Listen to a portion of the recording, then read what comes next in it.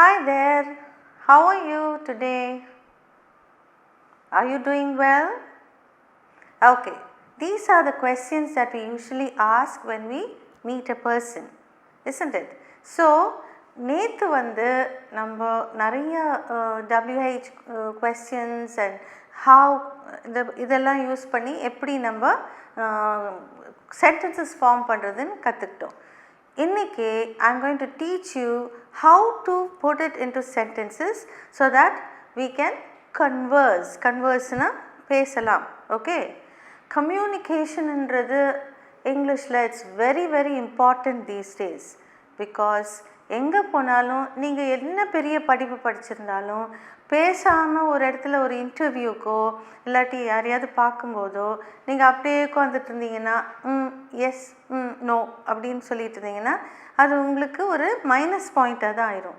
So communication and maintaining a good conversation is very very important. இப்போ நம்ம நிறைய steps எல்லாம் பார்த்துட்டு வரோம். அப்பப்போ நம்ம எப்படி அதை how to put it in use, அதாவது இந்த சென்டென்சஸ் நம்ம படித்ததை எப்படி நம்ம நடைமுறைக்கு கொண்டு வர போகிறோன்றதை இப்போ பார்க்க போகிறோம். ஓகே, நான் இப்போ just I asked you, hello have are you, how do you feel அப்படின்னு இதெல்லாம் ஹவ் என்ற கொஸ்டனிங் வேர்டை வச்சு நம்ம சென்டென்சஸ் ஃபார்ம் பண்ணோம். இப்போ இன்றைக்கி கெட்டிங் டு நோ அதர்ஸ் அப்படின்ட்டு நம்ம இந்த டாபிக் நான் எடுக்க போகிறேன். அதில் எப்படி நம்ம ஒருத்தர் அறிமுகப்படுத்திக்கிறது, மற்றவங்களை பற்றி எப்படி தெரிஞ்சுக்கிறது, இந்த கொஸ்டனிங் வேர்ட்ஸ் வச்சு நம்ம எப்படி சென்டென்சஸ் ஃபார்ம் பண்ண போகிறோன்றதை பார்க்க போகிறோம். நான் இதில் எழுதுகிறேன் getting to know others.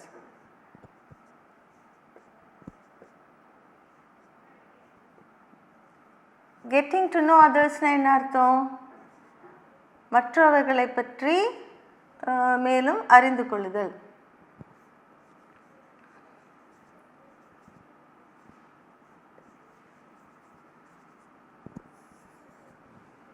Okay, first நான் என்ன கேட்டேன்னா, இப்போ தமிழில் சென்டென்ஸ் சொல்லுவேன், நீங்கள் அதை இங்கிலீஷில் சொல்லணும். ஓகே, இப்போ வழியில் ஒருத்தரை பார்க்குறீங்க. ஸோ நீங்கள் அவங்கள பார்த்தோன்னே நீங்கள் என்ன கேட்பீங்க? இதே இப்போ நான் உங்ககிட்ட கேட்டேன்ல, அதே மாதிரி hello how do you do. Okay, இது ஹவு டு யூ டூனா என்ன அர்த்தம்?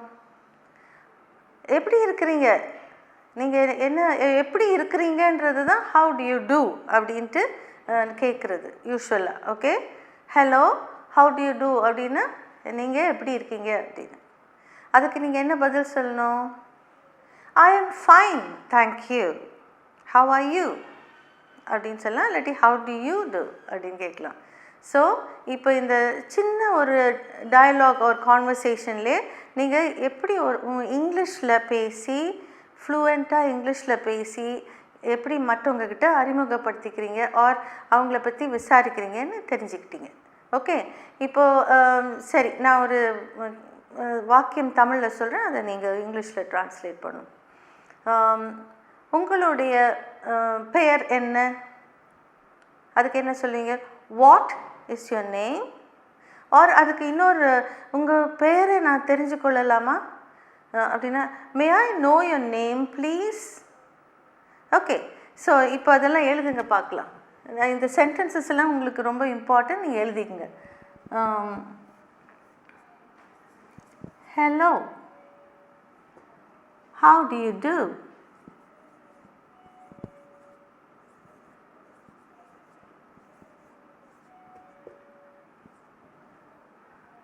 How are you? இப்படியும் கேட்கலாம், இல்லாட்டி how are you? அதுக்கு என்ன பதில் சொல்வீங்க? I am fine thank you.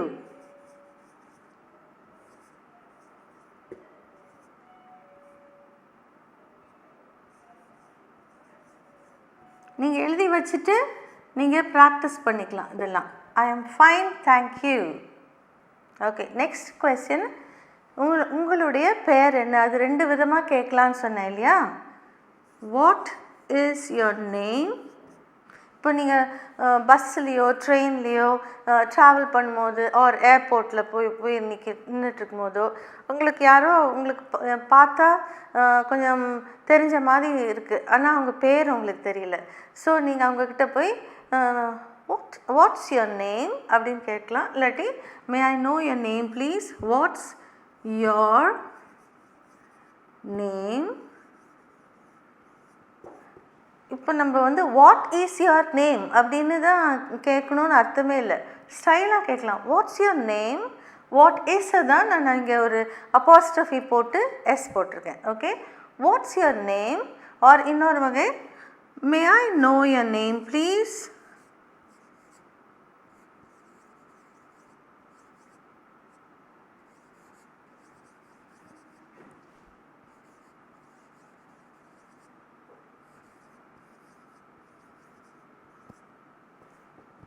Okay, may I know your name please. இது நீங்கள் இதெல்லாம் நிச்சயமாக தெரிஞ்சு வச்சுருக்கணும் அந்த சென்டென்சஸ். ஏன்னா ரொம்ப முக்கியம் நீங்கள் எங்கே போனாலும் பேசுகிறதுக்கு. பேசிக் சென்டென்சஸ் இதெல்லாம்.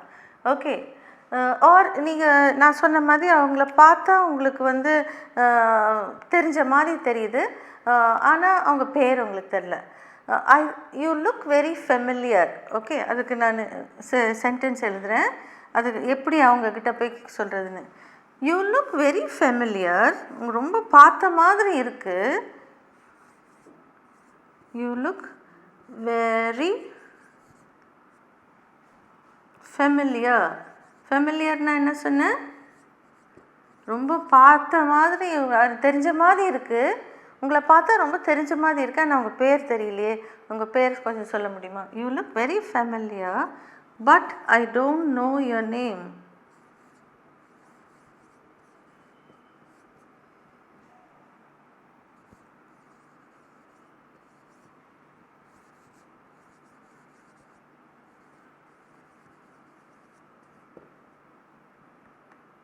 But I don't know your name. Okay, you look very familiar but I don't know your name. உடனே அவங்க என்ன சொல்லுவாங்க? யாராவது உங்ககிட்ட வந்து கேட்டால் நீங்கள் என்ன பதில் சொல்லுவீங்க? அப்படியா, என்னுடைய பேர் வந்து இது அப்படின்னு ஒரு பேரை நீங்கள் உங்கள் பேரை சொல்கிறீங்க. Is it? Is it? My name is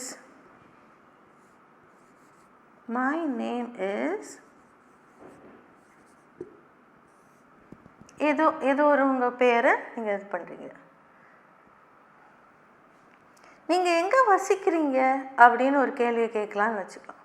okay, நீங்கள் எங்கே தங்கியிருக்கீங்க, நீங்கள் எந்த ஊர்லேருந்து வரீங்க, இப்படிலாம் உங்களுக்கு ஒருத்தட்ட கேட்கணுன்னா நீங்கள் என்ன பண்ணுவீங்க? வேர் டு யூ கம் ஃப்ரம்? சரி, நான் இது வந்து இப்போ நம்ம ஒருத்தட்ட பேரை கேட்குறது. இப்போது திருப்பி பார்த்துக்கங்க. Hello, how do you do? Or இப்படியும் கேட்கலாம். இல்லாட்டி ஹாய், ஹவ் ஆர் யூ? ஹலோவுக்கு பதில் இங்கே ஹாயும் போட்டுக்கலாம். இந்த காலம் எல்லாம் ஹாய் அப்படி தான் யூஸ் பண்ணுறாங்க இல்லையா?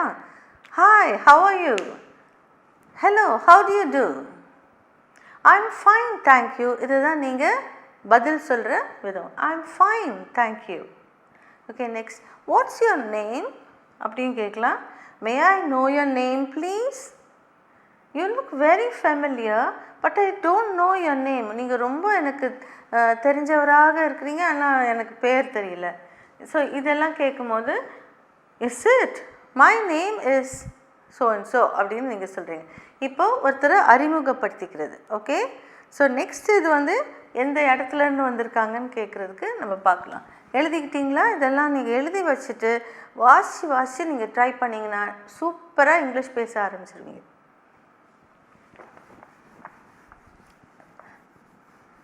Okay, and you have to read each sentence aloud. ஒரு சென்டென்ஸையும் நல்லா சத்தமாக வாசித்து பழகணும்.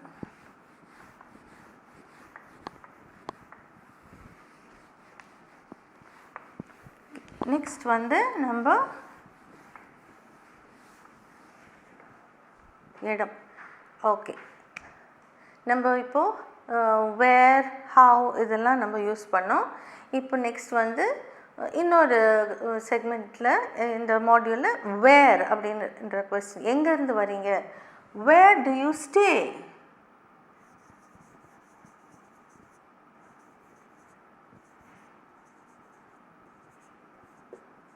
Where do you stay? அப்படின்னா என்ன அர்த்தம்? நீங்கள் எங்கே இருக்கிறீங்க, எங்கே வசிக்கிறீங்க அப்படின்றத அர்த்தம். அதுக்கு என்ன ரிப்ளை கொடுப்பீங்க? I stay in என்ன எந்த இடம் சொல்லலாம்? Ashok Nagar or Anna Nagar. I stay in Anna Nagar.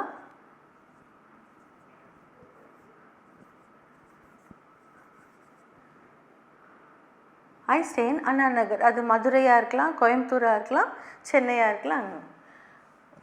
Okay. Where did you study? சரிங்களா? இங்கே வேர் யூஸ் பண்ணுறோம். Where did you or where did you do your schooling?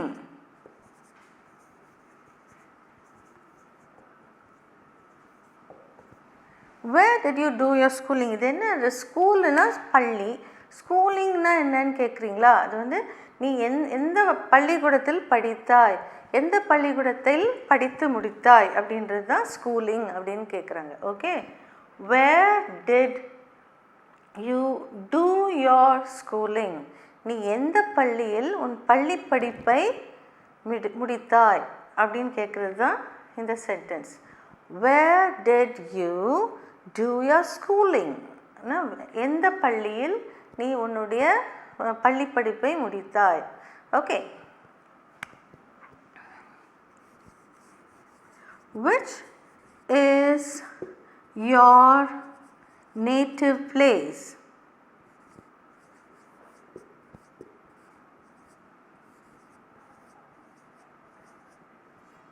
Okay. இந்த previous question where did you do your schooling னா I did my schooling in ஏதாவது ஒரு school பேரை சொல்லலாம். Okay. அதுக்கு நான் இங்கே answer எழுதிடுறேன். I did my schooling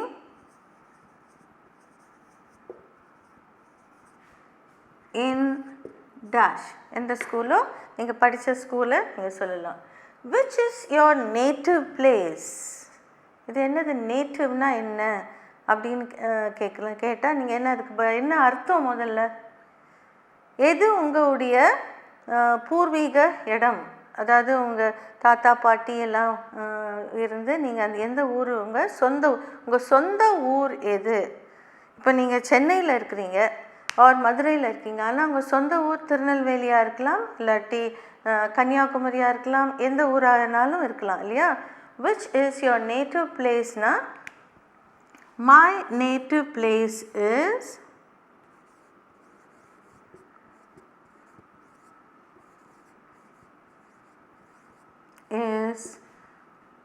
எந்த ஊர் நீங்கள் உங்கள் சொந்த ஊரோ அது போட்டுக்கலாம். ஓகே. Next one.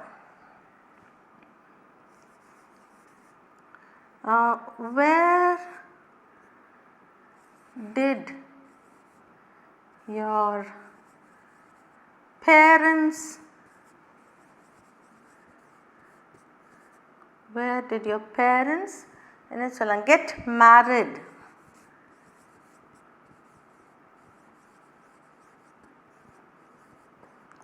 உங்களுடைய பெற்றோர்கள் எந்த இடத்தில் திருமணமானது?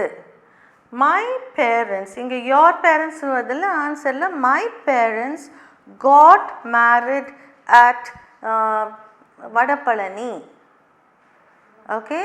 Or my parents got married at Tirupati. Okay. My parents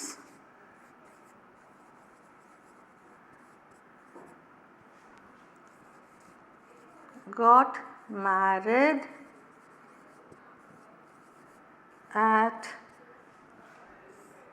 Tirupati or St. George's Cathedral or ஏதாவது ஒரு இம்பார்ட்டன்ட் மாஸ்க், எங்கேனாலும் திருமணம் நடைபெற்றிருக்கலாம். ஓகே. ஒரு ஏதாவது ஒரு திருமண கூடத்தை சொல்லலாம்.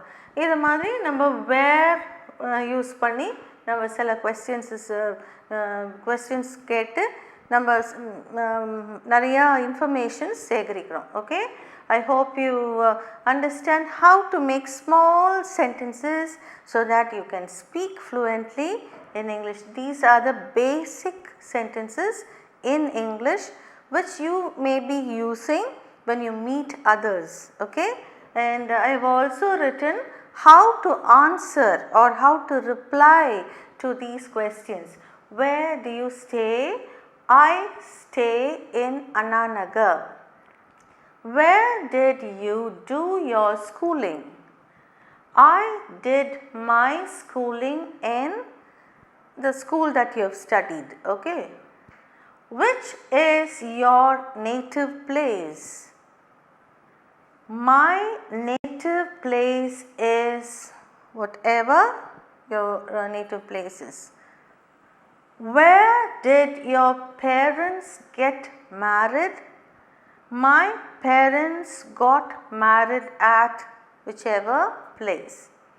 Okay, shall we see some more sentences?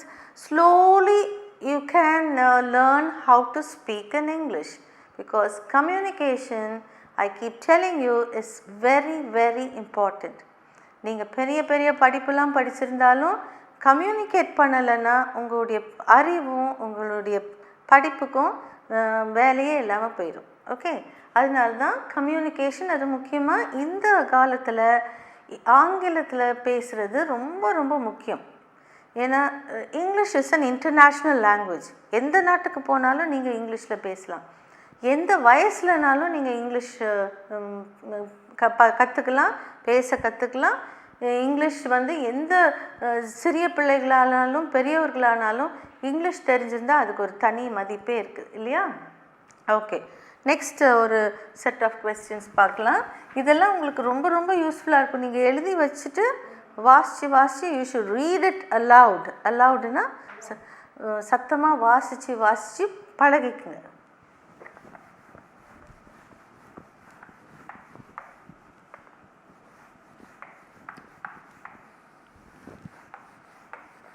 Okay, நான் இப்போது வென் பற்றி வென்ன்ற கொஸ்டின் வச்சு நம்ம சில சென்டென்ஸ் பழகலாம்.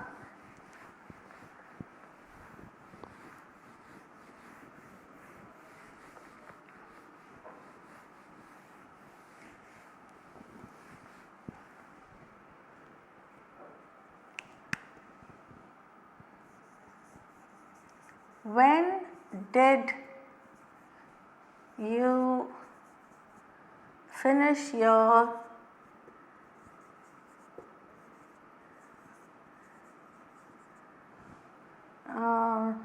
class, finish your 10th standard or class 10? When did you finish your class 10? Or we can say higher secondary exam, or இது நீங்கள் 12 கூட போட்டுக்கலாம். நீ எப்பொழுது உன்னுடைய 10ஆம் வகுப்பை முடித்தாய்? Okay, when did you finish your 10th class 10? I finished or I completed my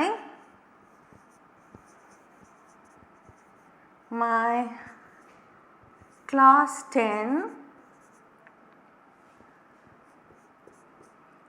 in the year dash. அதுக்கு முன்னால் இன்னொரு கேள்வி, நீ எப்பொழுது பிறந்தாய்? நீ பிறந்த தேதி.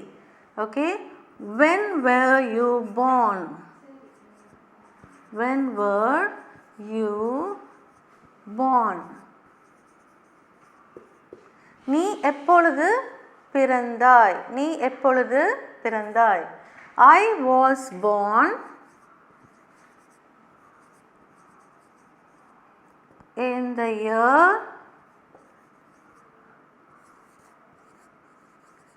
dash. Okay, when were you born? I was born in the year 1999 or 2000 or so. எதுனாலும் நீங்கள் இது மாதிரி சிம்பிள் சென்டென்சஸ் முதல்ல நீங்கள் தெரிஞ்சாதான் பின்னால் நான் உங்களுக்கு பெரிய பெரிய டயலாக்ஸ் அண்ட் கான்வர்சேஷன்ஸ் சொல்லிக் கொடுப்பேன். ஓகே, இப்போ நம்ம இது வரைக்கும் படித்த இந்த வென், வேர், ஹவ் இதெல்லாம் வச்சு நம்ம இப்போது சென்டென்சஸ், சிம்பிள் சென்டென்சஸ் ஃபார்ம் பண்ணிகிட்ருக்கோம். இது நீங்கள் நல்லா எழுதி வச்சுக்கோங்க. எல்லாமே நான் இது வரைக்கும் சொல்லி கொடுத்ததை ஒரு நோட் புக்கில் எழுதி வச்சுட்டு வாசித்து பார்த்தீங்கன்னா உங்களுக்கு ரொம்ப ஈஸியாக இங்கிலீஷ் கற்றுப்பீங்க. Okay, next are your parents, சரி வென் யூஸ் பண்ணியாச்சு. When were you born, are you married, are you married.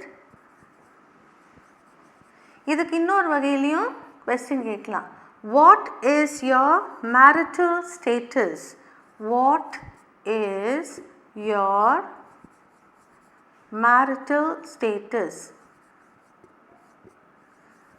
marital status இது martial arts னு நினச்சிக்காதீங்க. marital status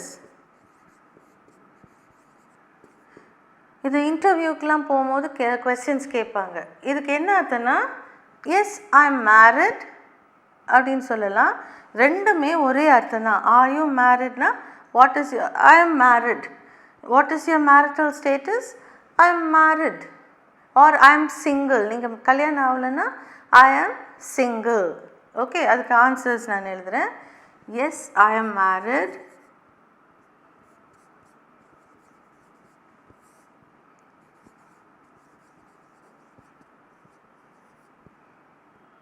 what is your marital ஸ்டேட்டஸ்க்கும் நீங்கள் இதே இது கொடுக்கலாம். இல்லைன்னா I am single.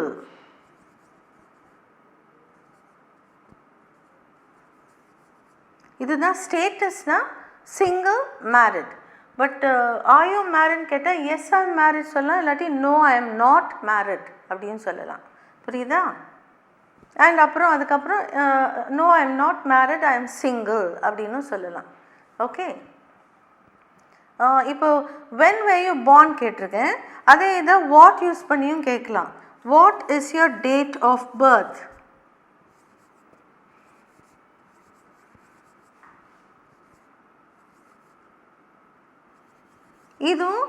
அதுவும் ஒன்றே தான். when were you born, I was born in the yearனு சொல்லியிருக்கேன். What is your date of பர்த்னா நீங்கள் பிறந்த தேதி, மாதம், வருடம் எல்லாமே சொல்லணும்.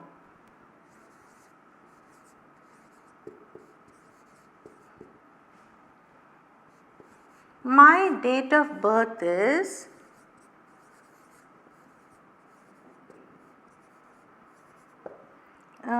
இப்போ எந்த தேதி, அதாவது எக்ஸ் போடுறேன். X dash X dash X. Okay, X என்னென்னா தேதி. ஓகே, மாதம், வருடம். டேட் ஆஃப் பர்த்னு கேட்டால் இது சொல்லணும். when were you born னு கேட்டால் நீங்கள் வருடம் மாத்திரம் சொன்னால், இதுலேயும் நீங்கள் வந்து I was born on the 6th of September 1999 அப்படின்னு சொல்லலாம். or I was born on the 1st of April 2000 அப்படின்னு சொல்லலாம். ஓகே, பட் இங்கே வந்து எல்லாமே இந்த மாதிரி நீங்கள் கொடுக்குறது தான் date of birth. Okay, what is your father's name கேட்பாங்க. My father's name is so and so. What is your mother's, முக்கியமாக அப்பாவுடைய பேர் தான் கேட்பாங்க. எந்த ஃபார்ம் ஃபில் பண்ணணுன்னாலும் ஒரு இன்டர்வியூலனாலும் கேட்பாங்க. ஓகே, நான் இப்போ இன்னொரு கேள்வி கேட்க போகிறேன். வாட் இஸ் யுவர் ஆம்பிஷன் அப்படின்னா என்ன அர்த்தம்?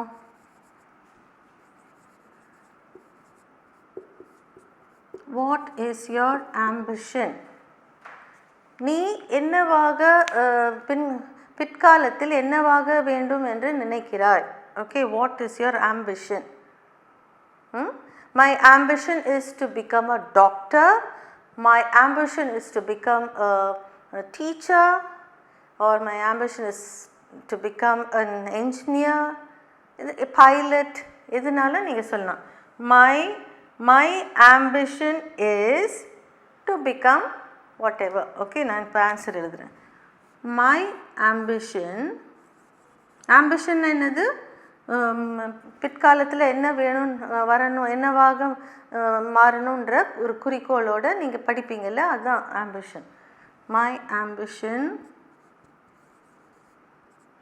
Is to become dash. Okay, அதில் நீங்கள் ஃபில் பண்ணிக்கலாம். Doctor, engineer, nurse, teacher, pilot, aeronautical engineer. Aeronautical இன்ஜினியர்னால் ஸ்பேஸ், அதாவது ராக்கெட், விமானத்தில் பறக்கிறது, அந்த மாதிரி அங்கே போய் அதில் வேலை செய்கிறதெல்லாம். ஓகே, ஸோ இந்த மாதிரி நீங்கள் உங்கள் ஆம்பிஷனை வெளிப்படுத்தலாம். இன்னொரு கொஸ்டின் கேட்குறேன். What is your hobby? What is your hobby? இது என்னது புது வார்த்தை? ஹாபின்னா என்ன அப்படின்னு நீங்கள் கேட்கலாம். நீங்கள் ஆம்பிஷன் வந்து டாக்டர் ஆகணும்னு சொல்லிட்டீங்க. ஹாபின்னா என்னது? ஹாபின்னா உங்களுடைய மெயின் குறிக்கோள் போக நீங்கள் பொழுதுபோக்குக்காக நீங்கள் செய்யும் ஏதாவது ஒரு செயல், அதாவது gardening, listening to music R reading books. Okay, புத்தகம் வாசிக்கிறது சில பேருக்கு ஹாபியாக இருக்கும். Apart from what ever they are doing in the main stream, அதாவது மெயின் ஸ்ட்ரீமில் நீங்கள் என்ன பண்ணுறீங்களோ அது தவிர வேறு ஏதாவது ஒரு பொழுதுபோக்கு இருக்கும். நம்ம வந்து ஒரே தான் படிப்பு படிப்பு படிப்பு, all work and no plays makes Jack a dull boy அப்படின்னு சொல்லுவாங்க. அதாவது ஒரே தான் வேலை செஞ்சிட்டோ ஒரே தான் நம்ம படிச்சுக்கிட்டோ இருந்தோம்னா நம்மளுக்கு வாழ்க்கையே ரொம்ப டல் ஆயிரும். So we should have a hobby. நம்மளுக்கு ஒரு பொழுதுபோக்குக்கு ஒரு ஏதாவது ஒரு ஆக்டிவிட்டி இருக்கணும். ஸோ அது வந்து சில பேருக்கு கார்டனிங்காக இருக்கலாம், சில பேருக்கு ஸ்டிச்சிங் கர்டன்ஸ் எல்லாம் வீடை டெக்கரேட்டிங் த ஹவுஸாக இருக்கலாம், சில பேருக்கு குக்கிங்காக இருக்கலாம், சில பேருக்கு ரீடிங் புக்ஸாக இருக்கலாம். ஓகே, ஸோ எதுனாலும் அதெல்லாம் சைடு இது ஹாபி. மை ஹாபி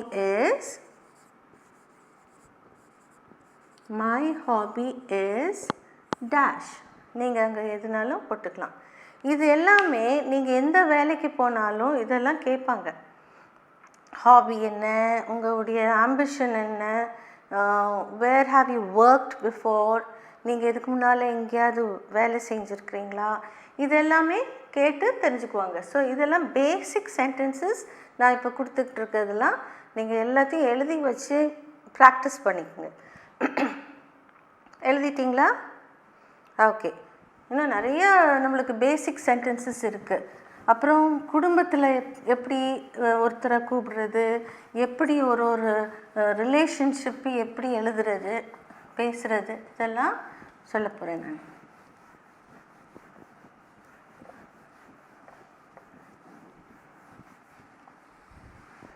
ஓகே, இப்போது ஒரு ஃபேமிலி அப்படின்னா அதில் எத்தனை பேர் இருக்கிறீங்க அப்படின்னு கேட்கணும்னு வச்சுக்கோங்க. அதுக்கு எப்படி நம்ம கேட்குறது இப்போ நம்ம பார்க்க போகிறோம். ஓகே, ஹவ் யூஸ் பண்ணி நம்ம சில சென்டென்ஸ் பார்க்கலாம்.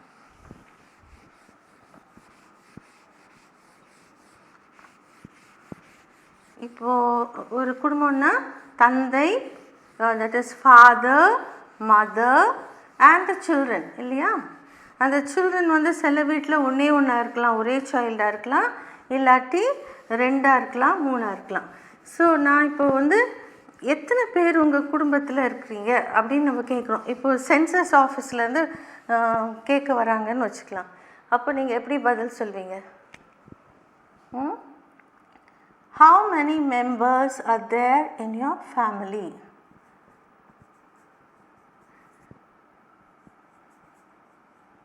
How many members are there in your family?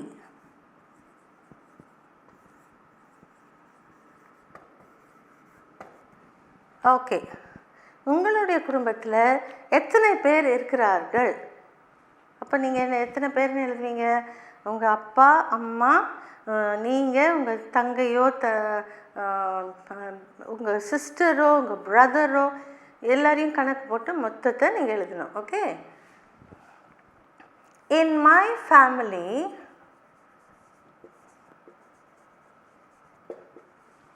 there are dash members. Okay, in my family there are dash members. Okay, next question. How do you call your mother's sister? how do you call your mother's sister or your father's sister?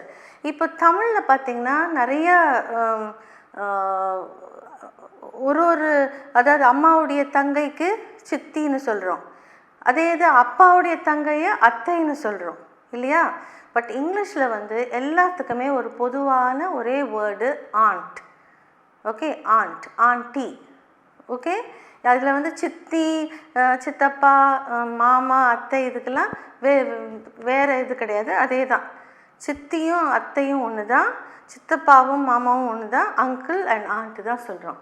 Okay, so நான் how do you call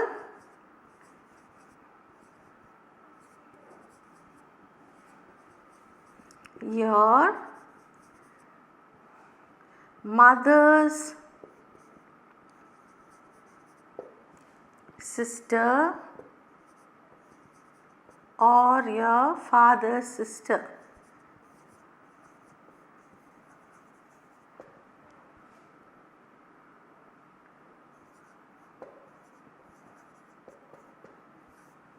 How do you call them? We call them, we call our mother's sister or father's sister, or we call them as aunt. Okay, aunt. அதே மாதிரி how do you call your father's sister or your okay, how do you call your mother's brother or father's brother? Okay, இதே கேள்வி நான் இங்கே இப்படி dash போட்டுறேன். call your mother's brother or father's brother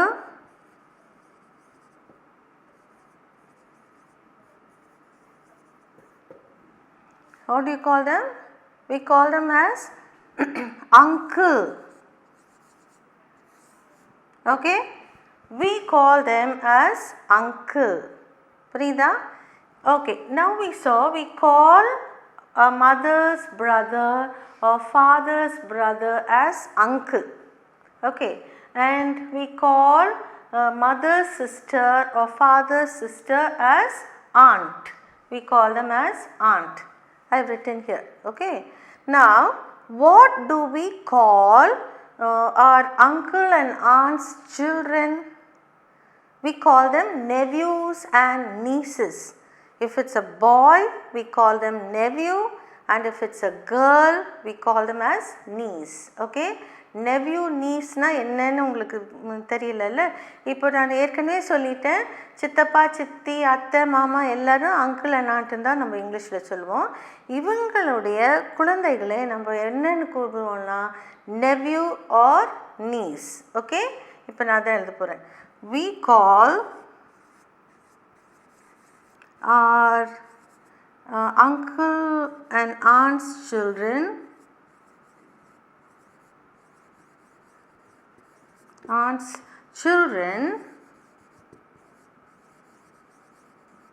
as nephews and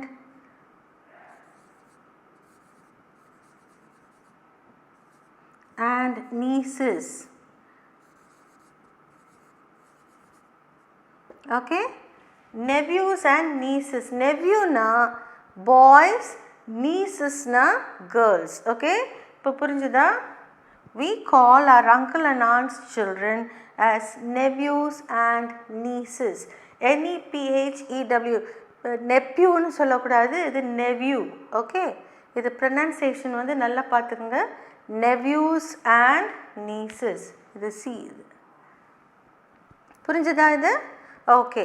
இப்போ வந்து உங்கள் சகோதரர் சகோதரிகள் ஆர் உங்கள் அதாவது உங்கள் பிரதர் ஆர் சிஸ்டர்ஸ் சில்ட்ரனை வந்து நீங்கள் என்ன சொல்வீங்க? உங்களுடைய own brother or sisters children அவங்களையும் நீங்கள் அப்படி தான் சொல்வீங்க, உங்கள் பிரதர் அண்ட் சிஸ்டர். இப்போ உங்களுடைய அண்ணன் மகள் அப்படின்னு சொல்லும் போது என்ன சொல்வீங்க? என்ன சொல்வீங்க? niece or nephew. Okay, ஏன்னா நீங்கள் வந்து அந்த குழந்தைக்கு ஆண்ட் ஆயிடுறீங்க இல்லையா? உங்கள் அண்ணனுடைய குழந்தைக்கு வந்து நீங்கள் என்னவாயிடுறீங்க?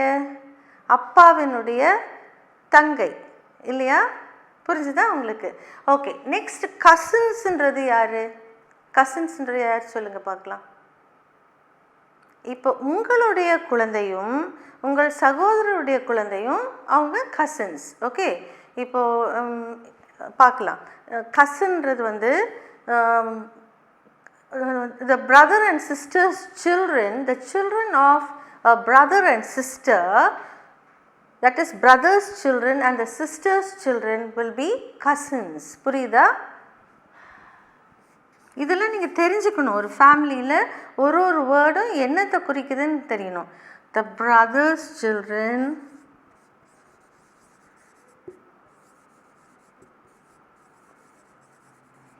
and the sister's children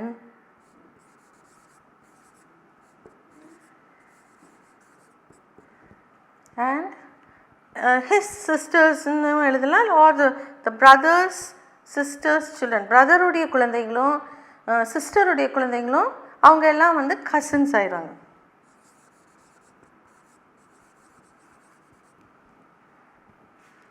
R cousins. நம்ம நிறைய தடவை அவன் என்னுடைய கசின் பிரதர் அப்படின்னு சொல்கிறாங்கல்ல. கசின் பிரதர்னால் இதுதான் அர்த்தம். புரியுதா? அது மாமா அத்தை பிள்ளைங்களாகவும் இருக்கலாம். இப்போ வந்து பிரதருடைய பிள்ளைங்களும் சிஸ்டருடைய பிள்ளைங்களும் என்ன ஆயிடுது? மாமா அத்தை பிள்ளைங்க இல்லையா? So they are all cousins. அதே மாதிரி பிரதருடைய இவருடைய குழந்தைங்களும் இவருடைய இன்னொரு பிரதருடைய குழந்தைங்களும் இருந்தால் சித்தப்பா பெரியப்பா பிள்ளைகள். அதே மாதிரி சிஸ்டருடைய குழந்தைங்களும் அவங்களுடைய சகோதரி, அதாவது அவங்களுடைய இன்னொரு சிஸ்டருடைய குழந்தைங்களும் சித்தி உடைய குழந்தைகள். புரியுதா? இதெல்லாம் தான் கசின்ஸ். ஓகே, இன்னும் நிறைய நம்மளுக்கு படிக்க வேண்டியது இருக்குது.